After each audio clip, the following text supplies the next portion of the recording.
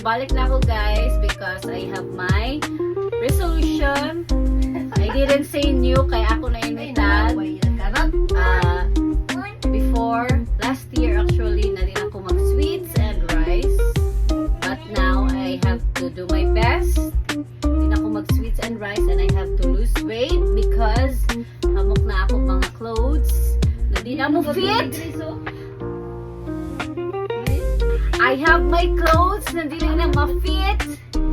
And also, nanganak ako last 2023 and I have my handsome baby boy. So I have no time to do some vlogs, but now hopefully I can manage to do more whenever I'm in my during my day offs.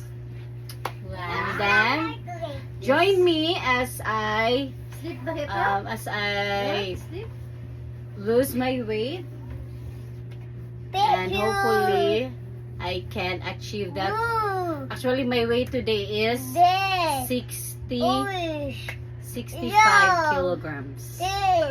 My weight should be it should be 48 to 50 only, just because of my height.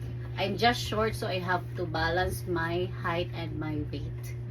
So I'm so obese, that's why I have to lose weight, so that I'm able to fit all my favorite clothes again and bring back my confidence as well. So I hope you guys join me in my fitness journey this year 2026. Bye.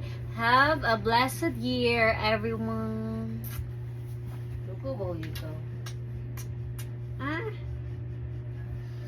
Ikaw lang nag-video.